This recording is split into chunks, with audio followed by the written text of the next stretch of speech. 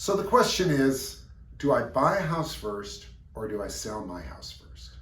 And you know what? It's not one of those questions where one shoe fits all.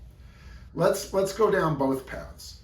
If you buy a house first, you put yourself a little bit in a position of pressure. You've got to get your house sold because you need the money from your house to buy the house you're buying. The nice part about it is you can take your time looking till you find the house just right, the one that suits you perfectly.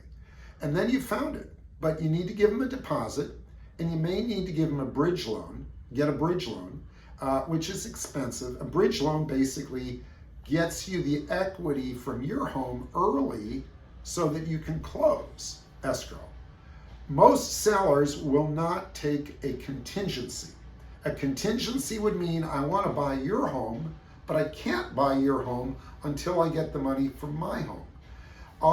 Although the market is such now where sellers may be a little bit more desperate and a little bit more open-minded, in a very strong market, a seller is going to shake his head and say, no, I cannot take a contingency. There are 3 other buyers lined up who will buy my home and close in 30 days. So in today's market, you may have a shot at a contingency, but please don't count on it.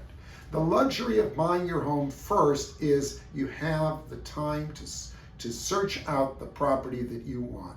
But the downside is that you have to sell yours in a limited period of time, and you might feel some pressure. Now let's look at it the other way around.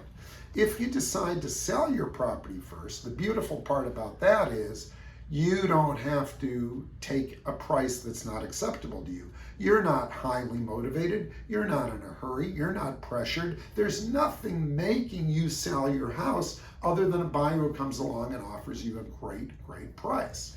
If a buyer offers you a great price, you're going to say, deal, let's go into escrow and let's get it done. The problem is you can only stay in your house so long.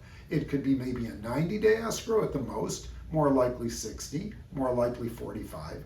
You could also arrange your rent back. 30 days, 45, 60-day rent back. But there's going to be a place where you're out of time. And what that means is you're left with 2 choices. Choice number 1 is go into an interim rental. You move from your house into another house. You've got your cash. Take your time. Look for your dream home. But that is expensive because you're now making a double move. You're moving from your house to a rental house, and your rental house to another house. The other choice is you got to get out there quickly and find a place.